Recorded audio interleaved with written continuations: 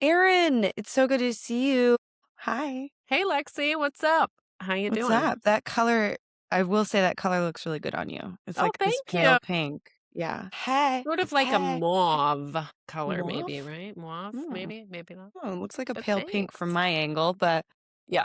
it brings out the little bit of red in your hair. For those of you that don't know, Erin is a redhead, which means she cray. She's She cray cray cray. cray. She cray cray. Anyway, thanks everyone for joining. This is the Foreignish podcast. I'm one of your hosts, Lexi Sheridan-Coon. And I'm Erin Burnell. Yeah, and we're here to tell stories and have guests on who talk about their experiences being foreigners abroad. And today we had a dear friend of yours and your business partner, Yeah, Begoña Alberdi. She is the sweetest. I don't know if you she's want the to say best. anything. Yeah. Begoña's like a huge part of my life, and she Mhm. is so interesting and has had so many fun things happen to her through her life. Moving to the States when she was a little kid, and then, coming back to Spain when she was older. So it was really cool to hear some of that stuff. Yeah, it's great to have the opposite kind of perspective, someone coming into the US. We've talked a lot about, we've had people on that are from the States going to a different country, like Americans abroad, our experiences as well. So Mhm. having that opposite perspective is really interesting at a different time in life. So in the 80s as well, which is very different from today. I love it. Well, I'm super excited for everyone to get to it. So let's go. Let's go talk to Begoña. Hey. Here comes Begoña. Look at you. She's gorgeous. Looking gorge. Hey, girls. Hey. Hey, what you doing? Hey. I see Think English in the background. Yeah, she's at the Academy. Yay! Think English Victoria. I love it. It's so good to Right? see you. Glad you're So, here. what are you girls up to today? Well, Erin is just looking super gorge for no reason. So, I mean, I can't believe you're turning 50 this year. You don't look a day over 40. And you have never done any Day over- Botox, no filler, nothing. This woman, you just gorge. you guys, No. stop already. Stop. You Gonna bring guys you with are me everywhere. such babies, both of you. You're so young. It's just disgusting. I want to get that salmon sperm injected in my face. Have you heard of that? No. Salmon semen. Tell us about it. What is it? Well, all the celebrities do it. You probably have seen it on Selling Sunset. Didn't they have like a injection party and it was something about salmon semen? I can't remember what it is, but yeah, it's supposed to be Well, really good for your skin. Yeah, I think I remember a little bit of that on Selling Sunset. Yeah, but vaguely. You know what? All you need is a ring light and some Botox. Okay. That salmon business is just not doing it for me. I'm sorry. No. I'm too old. I'm going to be 57. Oh my You guys God. are Begoña. babies. Well, you also look amazing. Yeah, and amazing. we're so happy you're 57. here. Oh my God, this is Yeah. so much fun. Well, Erin, you should introduce Begoña and talk a Yes. little bit about your relationship together. Yeah. So Begoña is my business partner. She is my big sister. She is one of my closest friends in the entire world, and I love her with all of my heart. To know Begoña is to be the luckiest person in the world, is how I feel. And Is I what get the to Dalai see her- Lama said. I get to see her every day almost and spend a lot of Yeah, time with her. you So, guys own a business together, Think yeah. English in Vitoria. It's an English academy, which is amazing. I've been in there, never taught in there, never been invited to teach, but But we own a business together and we just like being with each other. yeah. You know, if it wouldn't work, are you going to come into town? Well, if you do, you got to give me a call. Let's have a coffee. Let's get a wine. Let's get a pinto, Yeah. Or we'll talk Pintos. on Sundays, it's no more than 24 hours. Yeah. You guys are soul sisters. I kind of feel that way with Erin too. Yeah. I think there are people in your life that maybe in a previous life you were actually family or had some tie to each other. So that's amazing. I love it. Yeah, so we're so excited to have Begoña with us today. She has a really interesting story that we're going to talk to her Love it. about today. She went to the States when you were 10 years old, right, Begoña? 9, yeah. 9 years old, sorry, and basically was there for all of her schooling, went to, elementary school, middle school, high school, and then Wow, really yeah, that long? I didn't know that. So you were there from 9 to what age? What age did you go back to the Basque Country? Because you're in I Vitoria was, like Erin. yeah, I was 9 and I came back when I was 18. So I had like culture Wow. shock both ways, yeah. you know? Wow. Yeah. Oh, I'd love to hear the feels of culture shock going when you're a child and then, yeah, leaving as an adult, your experience, some cool experiences living in the US. Where were you exactly? Where exactly did you go? Well, I was at it. Let me tell you, my Okay. city was like the coolest in the United States. Canton, Ohio. Okay. Canton, Canton. Ohio. Shout out. Yeah. Exactly. So anybody and everybody, you live in the United States, where in New York, in Miami, I'm like, no, Ohio. And they were like, oh, Yeah. That's kind the of that response thing. I get too when people are like, "Where are you from?" And I'm like, "Iowa? Have you heard of it?" They're like, They're like, we don't care about Iowa. Yeah, yeah, no. they're like, They're "No, like, Sioux whatever. City. But Bagel, you were born in the Basque Country, I was correct? born in Vitoria, and then, life is so strange. We, my sister, my mom, and me ended up in Canton, Ohio. So I was Okay. 9. My sister's 3 years older than I am. Okay. And my mom, I think, must have been like 40, 39, 40 at the time. Mhm. So it was like really interesting. I had always studied French because, at that time in Spain, kids studied Yeah. French. It was Yes. compulsory and everybody took French. And because we're so close, the Basque Country is so close to France, it was like the thing to do. Right. Makes sense. So I don't know. I could tell you about my first day in school. That was yeah." Tell us a little about when you got Okay, there, how so you yeah, felt. and also, sorry, Erin, I No, just no, go talked ahead. over That's you. it. So you didn't speak any English whatsoever when you went over there. Did your sister or your mom speak any English? No, no. nobody, no English. Oh my gosh, Ohio, like hello. Yeah. Well, Nobody speaks French, Spanish, Nothing. or Euskera. Yeah.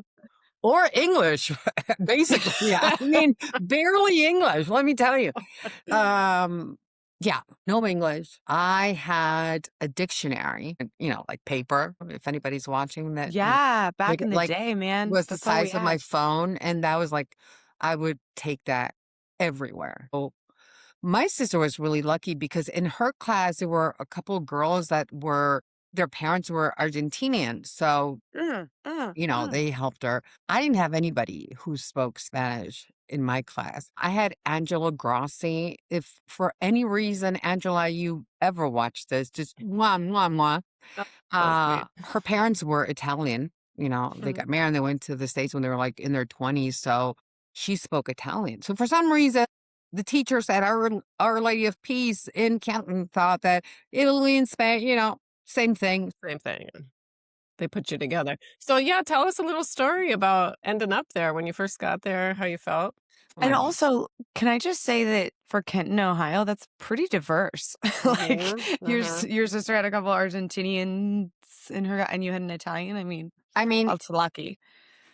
it's nothing like it is now.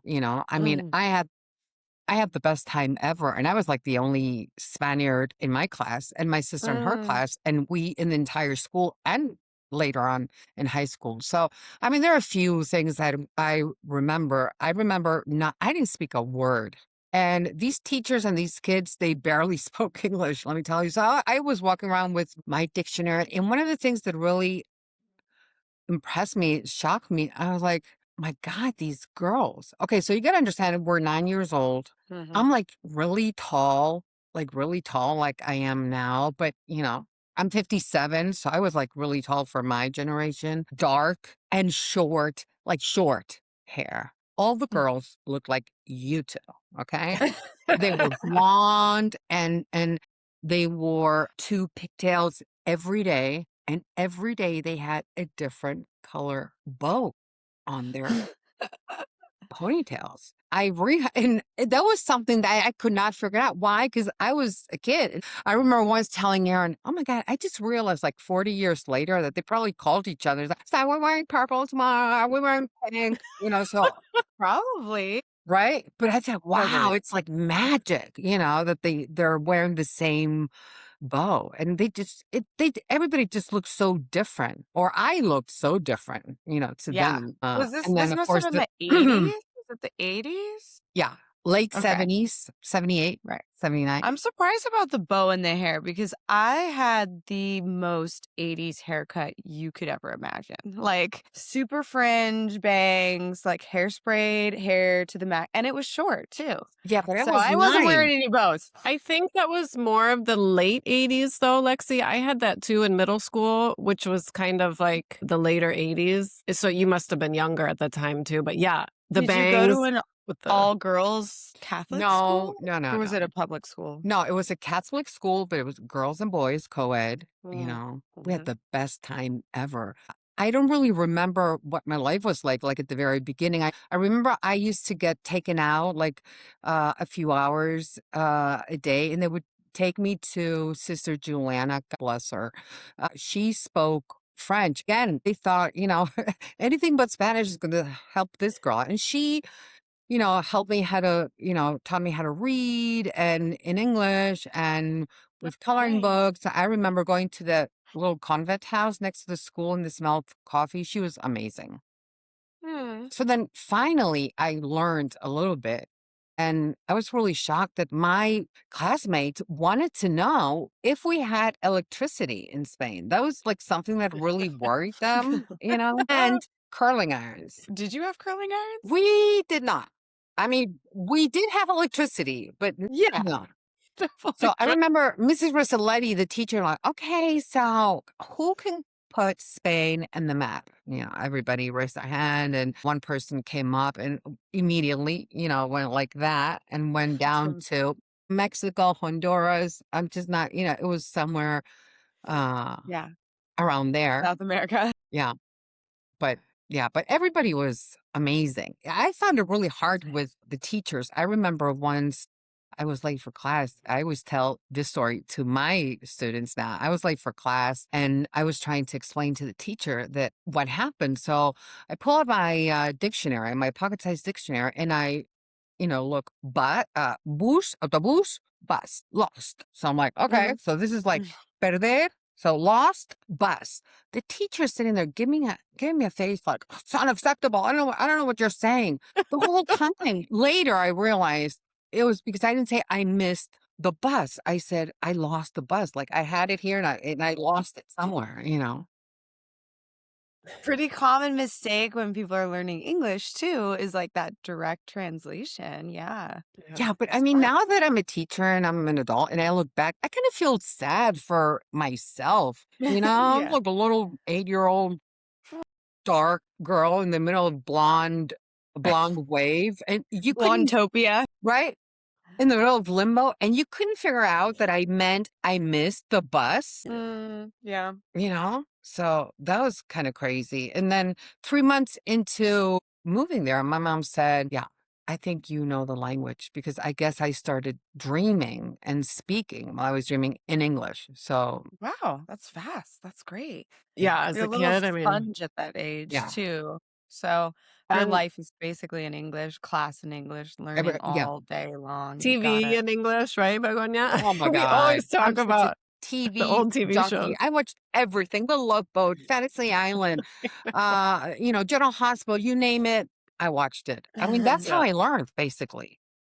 exactly. Because You gotta at learn the home, language. everything was Spanish, and my mom's English, let me tell you, I feel so No bueno. bad, but No. we used to make fun of her. We used to be like Aw. embarrassed. So our big thing on Saturdays in Canton, Ohio was going to the mall, right? So we go to the mall and then we get Burger King, McDonald's, something like that, because we didn't eat that kind of food. My mom always cooked. Yeah. So we were just really, we'd go to Sears and, hello, need dishwasher, you know, washer. So, and if she couldn't make herself under, she would say it in French. I mean, it was just like, I have to Oh, communicate. yeah. Yeah. Gosh, it's tough when you're No adult. one, and of course, no one understood French. So, okay, so we went to the mall, Belden Village Mall. We decided to go to McDonald's, which for my sister and me, I mean, this was like Michelin star restaurant because we never got McDonald's. We weren't Yeah. allowed to eat that. Like Americanadas. That what my mom, Mhm. my mom used to say that. Guarradas. Guarradas, Yeah. right? So we're in the car. My mom's driving, and I'm next to her. My sister's in the back seat, and I'm like in Spanish. Hey, tres Big Macs. I'm telling her what we want. Yeah. Yeah. So she starts talking, to the drive-through thing, and 3 Big Macs and Diet Coke, and I'm like, Mama, Mama, no, I do these. I do these. She was like fed up with us laughing at her and not letting her order. Of course. I do these. Te callas, os calláis. So we're like, okay. So when she finished, I'm like, Mom, you ordered to the trash can, Damn. She got to practice first. right? So like she drove. I mean, come on, a drive through. What is that? That was like a concept for us.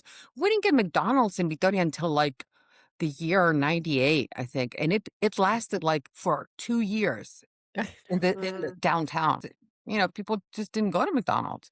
Yeah. So my mom, she was all with excitement. I'm pulling up and I'm saying it, I'm ordering it. Don't. So she just spoke right into the trash can. She was So funny. fed up She's fed up. doing it wrong. Well, I'm sure she got to try again, right? Well, then we actually pulled up to the whatever you call the ordering thing, and she was so ticked off. I mean, she was really pissed. But she said it again. She did it, and we're like, bien. But we've been laughing at her for over like 50 years because this is like, Mom, do you remember when you were talking to the trash can at McDonald's? She's like, shut up. Yeah. That was so Gosh. embarrassing. Good It's times. tough, man, being in a country where you just know basic phrases and trying to get by. I mean, even like Erin and I have talked about our first experiences living in Spain and like language faux pas, but just going to, I don't know, Hungary or Greece where there's absolutely now we have some technology to help or whatever. You're just trying to get by in English in other countries. But yeah, man, at the time that you guys moved to the US, I'm trying to remember how long did the dictatorship end in the late 70s in Yeah. Spain? I Okay. mean, So it was after. yeah. But obviously, I think about Spain, and maybe you could even tell us a little bit 'cause you were a young kid, but I'm sure Spain was behind in a lot of things. I mean, when I went to Spain, I just remember some of the things that really surprised me were that they were still handwriting receipts when you went to like a store to buy something. I think I was in high school the first time went, and it was Peseta. It was the 90s, so like maybe 97, 98 or something like that. And I was just so shocked that there was like they didn't have the modern technology that we have. And that probably is a direct influence of the dictatorship and being so far behind in some of Well, those I things, mean, I right? think, yes, you're right. I also think that Europe in general always, is behind on that kind of thing. And it's really easy to get used to, like all that good stuff, all the easiness, the technology, the convenience.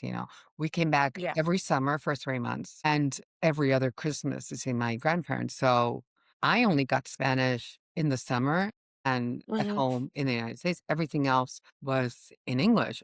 And like I said, you get used to like the good stuff like really quickly. And I thought everything was so little. Everything was so small. Here, just like you go to the supermarket and like a Mhm. yogurt was like tiny.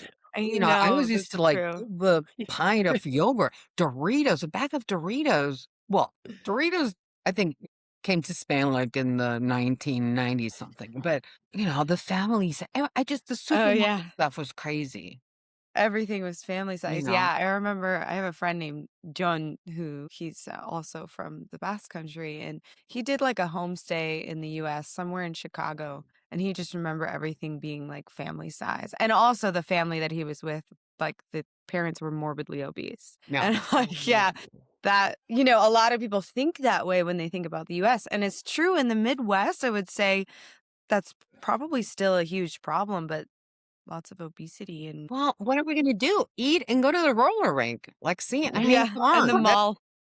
That was the plan. And then when I came back in the summers, of course, no one spoke English. No one knew how Mhm. to pronounce things that for me were, that I never learned in Spain as a Spanish kid. So I would say things like, I remember Snickers, going. Snickers, and not sneakers? No, I remember going to a culture club concert in Cleveland. And so I came back thinking I was such a hot shot, telling my friend, I went to see Culture Club. A Culture Club. Who? So I wrote it down, and one of my friends said, ito de club.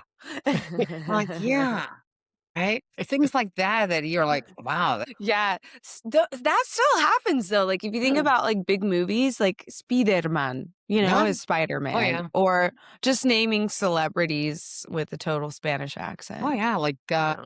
Colgate. I'm like, what? Sí, ja, Colgate. And they're showing you like, are you stupid? I'm like, "Huh, Colgate. Or another friend, she was sick, and I feel better because my mom put some bis vaporus.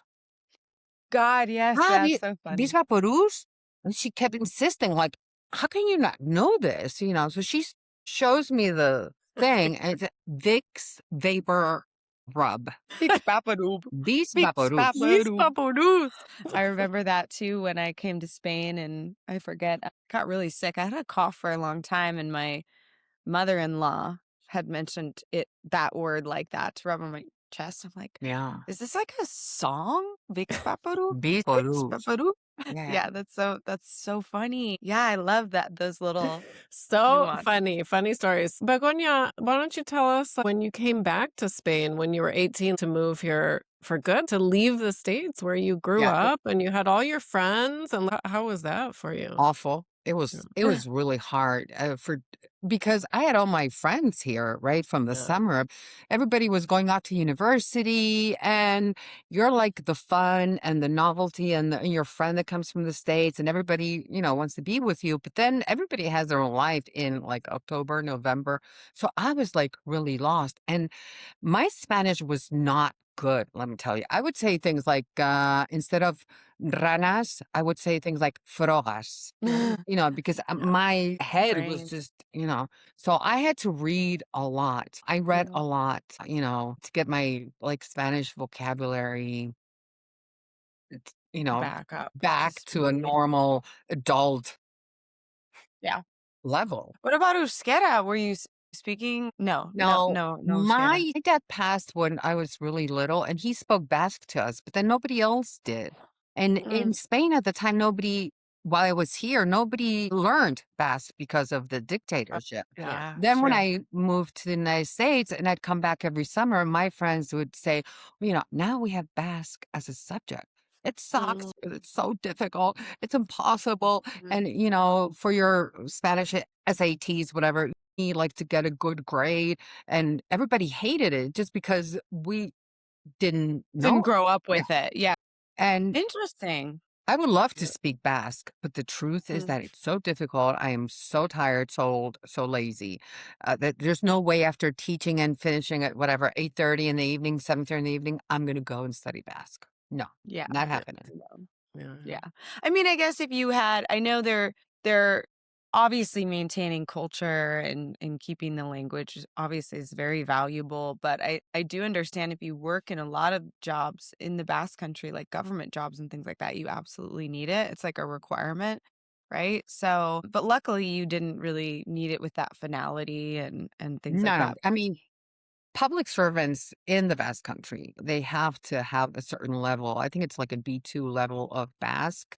The higher your level, the more like kind of points you get Mhm. when you do these oposiciones, which are the exams that you have to take to get a job. And, teachers in public schools. I mean, Yeah, it's a very interesting system. I'm glad you brought that up because when you think about, I had a boyfriend from Valencia for a while, and he had studied education a little bit later, and he wanted to become a teacher. But there's this whole process, and this happens when you want to be a nurse, when you want to be a doctor, when you want to be, I don't know, a civil servant, like you said, a job in the government. Like you have to build up these points to get a plaza or like yeah, placement in an area where you want to work in that particular job. So jobs through the state basically, or through like, I guess you'd say like federal government jobs, yeah, or through the state or through your province. And that point system was crazy to me because like in the US, if you study education, you want to be a teacher, you just apply to be a teacher. Mhm. There's no like point system that they're evaluating, like weird, difficult exams. Like No, you you get do your have to take an certification. exam to Well, you to get be your a teacher. certification, right, to No, be you a have to teacher. take an exam to get that certification, yeah, and it's a pretty long exam, but not like the one here. I mean, I took it. It was if I can pass it, I think anybody can do it in the States. It's like a 5-hour exam, It's like general getting your knowledge. driver's license. You drive down the street, you do nothing, and then it costs well, it used to cost nothing, and then getting your driver's license in Spain was like this whole other complicated, expensive process. But Yeah. yeah, I found that point system thing pretty I mean, crazy. and even if you're never Competitive. going to teach in Basque or a subject in Basque, like, there's some schools, public schools, everything is Basque. So they teach history in Basque. They teach Mm. English in Basque. I have some students that, they say, ah, you mean, I don't know, like, Gorria. Gorria is red, it's rojo. And I'm like, yeah, yeah. But because they're learning English in Basque, Mm. at school. I mean, I think it's part of who we are, our identity. I'm all for it. It just sucks that it's so difficult. I lived in Valencia for 2 years, and if I had stayed and my son had been born there, then he'd be speaking Valencia. It's just the difference is that Valencia is like really easy and you can watch TV and understand it, and Yeah. Basque is just impossible. Yeah, they don't actually know where it came from historically No. because it's one of the oldest languages in the world and it is really complicated. Yeah, like Valencia and Catalan, I mean, those are Latin based, very similar to Spanish in a lot of ways, so probably a lot easier to learn. I picked up like a few things when I lived in Barcelona, a lot, and Valencia, a lot easier than, Basque, picking up any Basque. Although I did learn some phrases like "maite saitut," which Get the means I love important you. ones like be zurito, right? Oh, yeah. Yeah.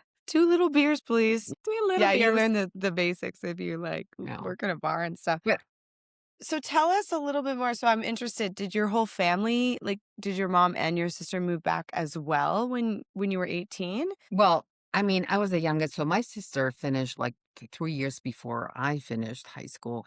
And like, my mom knew that, that experience was over with and that she wanted to come home. So my sister came back like 3 years before I did. Oh, so And she when she stayed was with 18. my grandma Mhm. in Bilbao. My sister lives in Bilbao. She's like super Bilbaína. Yeah. Mhm. Right. So yeah, my mom decided, look, I think the best thing to do is just wait till Begoña finishes high school and then we'll leave. And that's what happened. And I was absolutely devastated. I Mm. was devastated. I mean, I would have stayed, but Yeah. it was just, it's too difficult, too expensive. College in the United States is just crazy. But I always tell Erin, I feel so lucky and I was so happy in the United States. I had the best childhood, Mhm. teenage years, homecoming, Yeah. turnabout, prom, I graduate, know. all Americanada that my mom would say. Everything you Yeah. see in the Yeah. movies. Yeah, I got that. I have amazing friends that I still have who have come to Spain to visit. I was so happy. Yeah. Erin sometimes says, "You were in a bubble." You were in Ohio. That's Uh, that's a bubble. It's not New York. Yeah.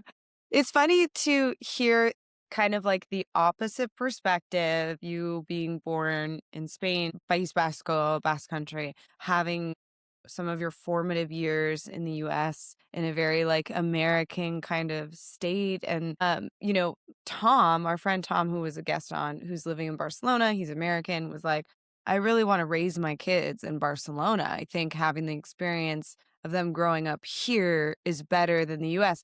And I understand it's some level when you look at like from a European perspective, looking at the US, like all these shootings and like danger, right? And this, that, and the other. I have to say, being in an American school, like public school, I feel like I got to play sports there. I got to go to football games. I got to like watch cheerleaders do things at our homecoming. We had homecoming parades.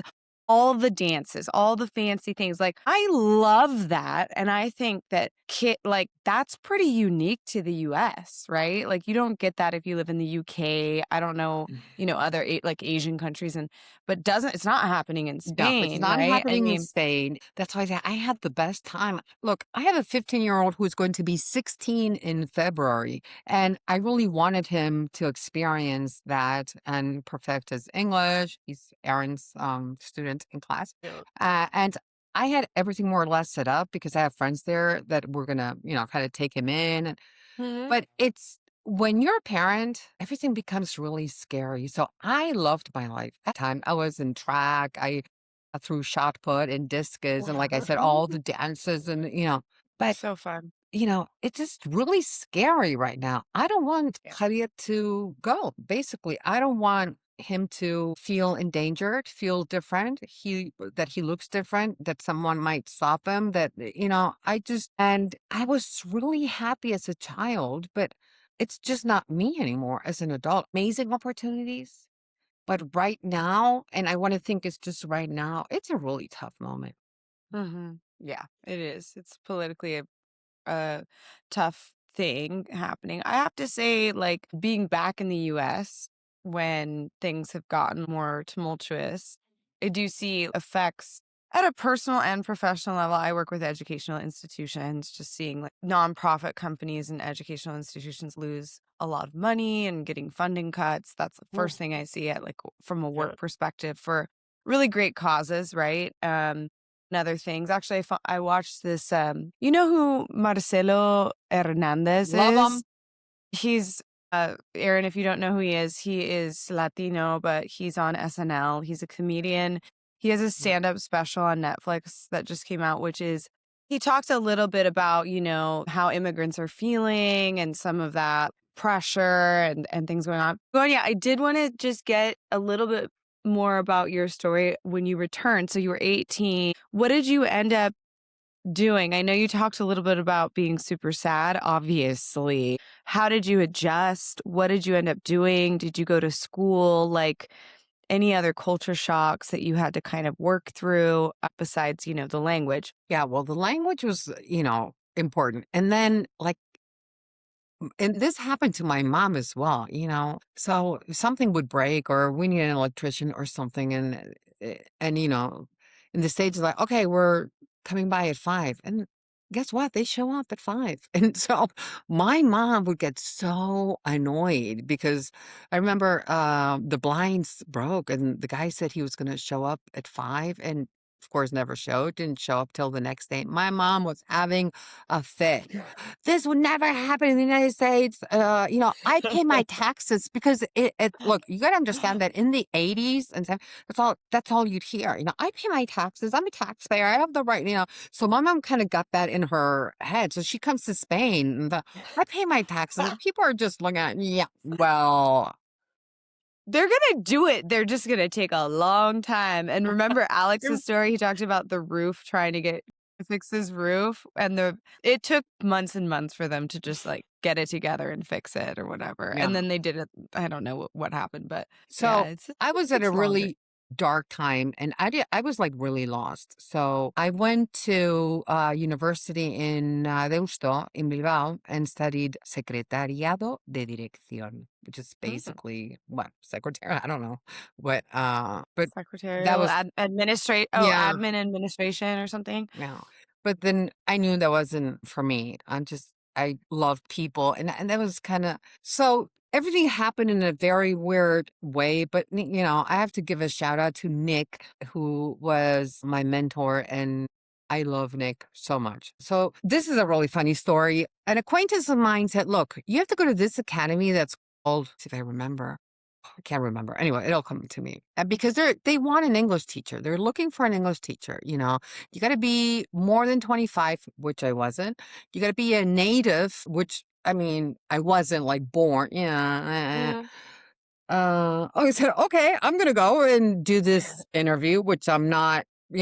So I walk in and Nick is there and he's amazing. He's so funny. Yeah. And So basically, he gave me my first chance and taught me everything I know, and how to teach and how to do this and how to Mm, prep. So I worked for him for a while, and it was really funny because all the other teachers were British, but he just thought it was mm, really cool the fact that I was Spanish but American with an American mhm, accent, and the fact that you got to remember that in the early 90s, all the English teachers that we had in Spain were British. mhm. They would kind of Yeah. come and say, "Oh, shit, it's really cold in the Basque Country. This is not sangria, party time." So they would like stay for like, 3 months and make a little bit Mm, of money and go over to Malaga or move down to Benidorm or whatever.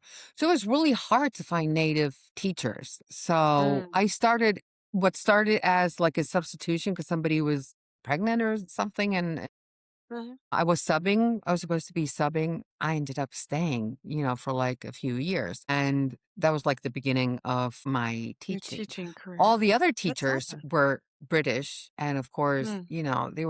they would make fun of me constantly. 'Cause you'd say pants and not trousers. Yeah. Yeah. Just, So, did Nick have an academy in Bilbao? Was it an English academy? no, no, in Vitoria. In Vitoria. In Vitoria. I Okay. think it was called Lexis. I can't remember. I think it was Oh, called Lexi. hey, Yeah. Lexi. And it was, Lexi, like it the was a name, like really, Lexi's name? yeah, I think it was called Lexis, the Funny, there's a Lexico. restaurant. We had so much fun at that academy. I mean, all the teachers used to make fun of me all the time, but I made fun of them. So that just made us super tight and close. We used to go out and party and say, oh, look Oh, at the fun. Bruners. They would say, get the gum out of your mouth. I would answer very nicely. Well, when you get the broom out of your ass to speak, I'll throw my gum out. So that brought us Take the uh, broomstick out of your close together, but it was a great time. And then I just went on from there. Then I worked at the British school with another friend with Stuart. And then I moved to Marbella and to Valencia and just, But yeah, definite culture shock. The language, the food. There was not a Chinese restaurant in town in Spain in the 90s, Hmm. let me tell you, Yeah, or any other changed a lot. kind of restaurant. Yeah.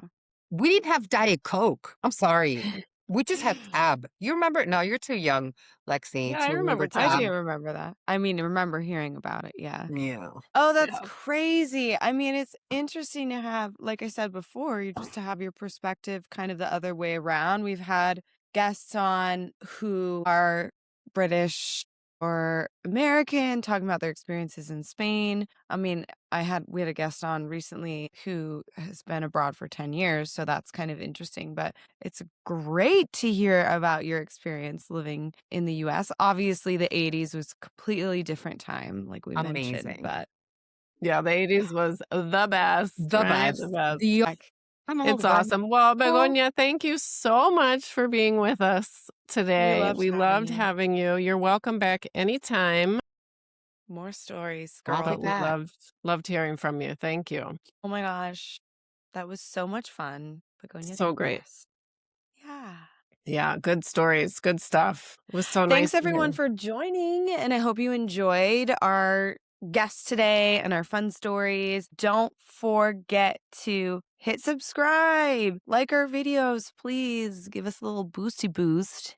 And we'd love to hear from you. So if you're a foreigner living abroad or you've had an experience living abroad, no matter where you are in the world or where you ended up with your foreigner experience, please send us an email at podcast.foreignish@gmail.com, podcast.foreignish.com. Thanks everyone for joining. Bye. Bye-bye. See ya. Wouldn't want to be ya.